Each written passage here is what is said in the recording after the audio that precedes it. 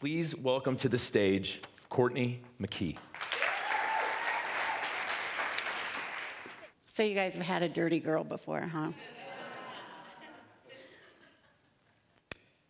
The better each of us does, the better we all do. And I want to say that again to you. The better each of us, every single one of us does, the better we all do. And I'm here today to tell you the story of how I learned that lesson in my own life and how I've been able to apply it in my community. So first, I want to start with a little backstory. I grew up in Connecticut, and I moved to Missoula to go to college, where I earned my degree in English literature. I wanted to be a librarian when I grew up. And I fell in love with Montana.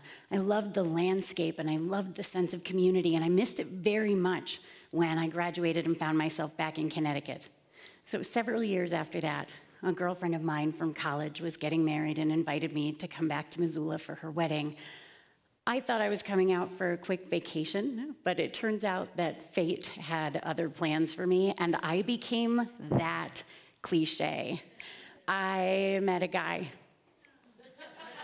John.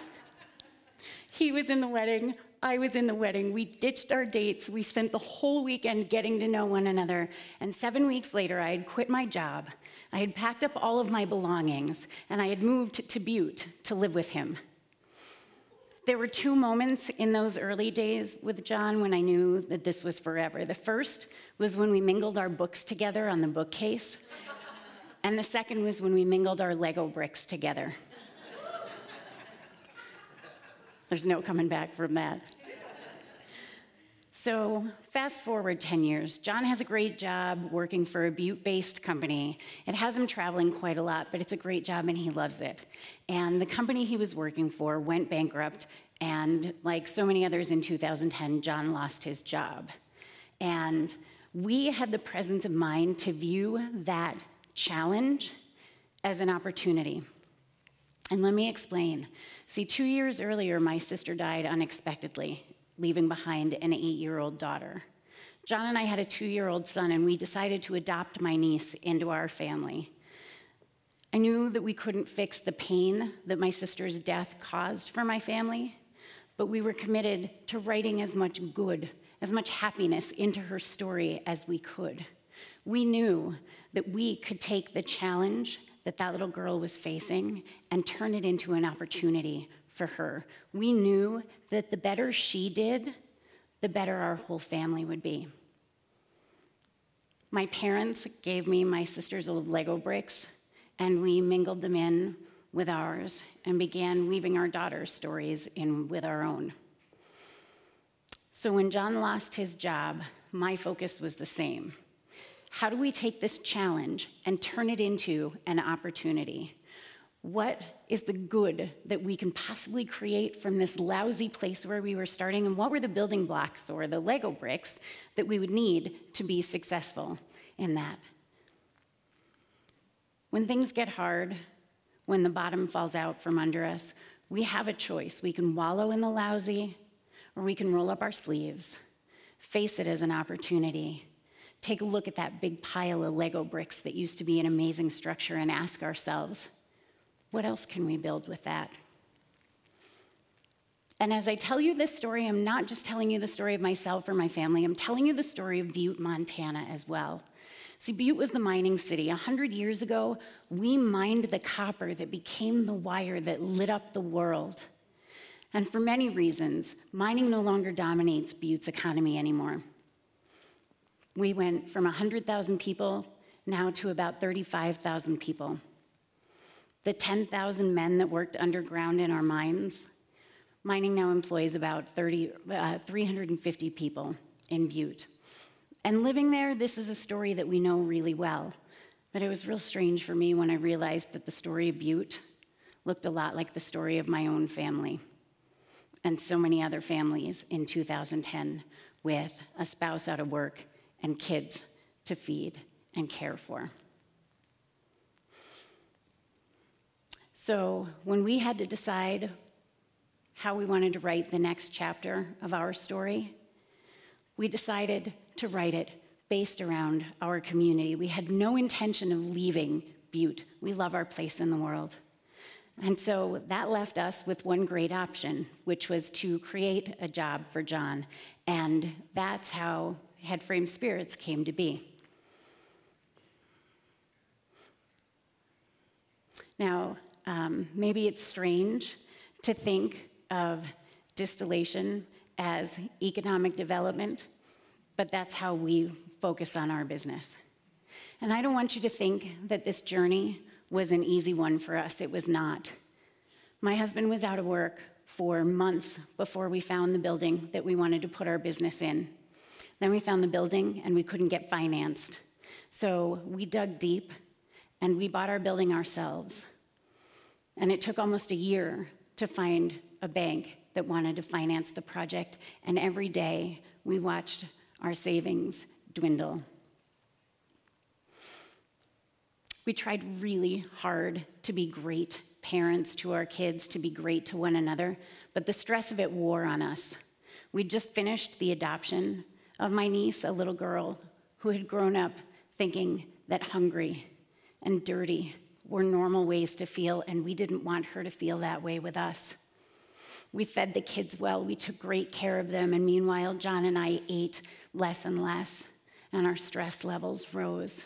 We didn't want the kids to see that we were terrified and broke. The fire department came around doing their annual food drive, and we didn't put out a bag of food like we did every year. We just couldn't afford it.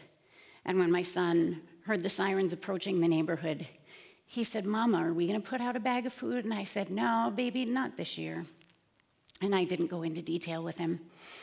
But the nice high school students who were volunteering for the food drive came and knocked on our door looking for our donation.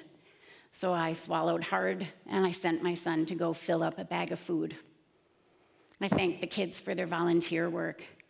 And as my son handed over that bag of food to them, I blinked back my tears because I was pretty sure that I was going to be headed to the food bank to go get that bag of food back. It was terrifying. It was stressful. And every bit of that fear that our gamble was going to cost us the ability to feed our babies, I'm grateful for that now. I'm grateful for that opportunity. If nobody ever risked failure, how would we have amazing successes to point to and to feel inspired by, right? That pioneering spirit. Brene Brown calls it daring greatly. I call it part of our DNA here in Montana, and I'm proud to be part of that legacy.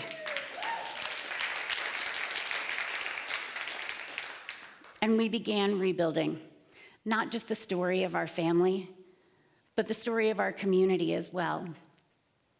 We named our company after the history of Butte. We named our products after that same history. We shaped our bottles to look like milk bottles from Butte's past. We gathered up all of those Lego bricks and started building new things, things yet unimagined. And maybe it's strange to think about distilled spirits as economic development, but we've been open for 3 years now, and I am proud to tell you that we have had an economic impact on the state of Montana of over $7 million. We've donated over $100,000 to the organizations and events that we believe in.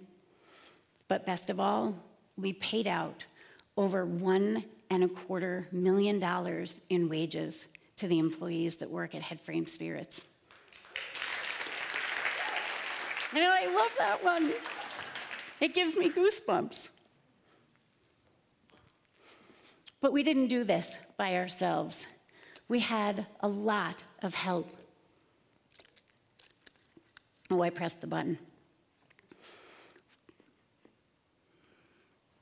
We had a lot of help. We had help from our friends and family who believed in us and who fed us and put up with us. We had help from our bankers who believed in our project. We had help from the Montana Department of Commerce the Department of Agriculture, the Montana Film Office, the Governor's Office of Economic Development, the Small Business Administration, and even Butte Silver Bow's own local government. All of these people, all of these organizations, they helped. And you know why they helped? It's because they know, like we know, that the better each of us does, the better we all do together. Headframes are those structures on the hills in Butte, the elevators that lowered the miners underground. And as we look to the next phase of Headframe Spirits, we're looking to take over 20 acres of the Kelly Mine Yard in Uptown Butte, taking this location where miners used to congregate and work and bringing people together there once more, this time in the spirit of community and celebration. And we don't want to build this facility just as a manufacturing or production facility. We want to build it as a tourism attraction as well. So we know that Butte needs new stories to be telling, not just the stories of who we were, but the stories of who we want to become. The stories that inspire people to come to Butte and share those experiences with us and then take them home to their own communities.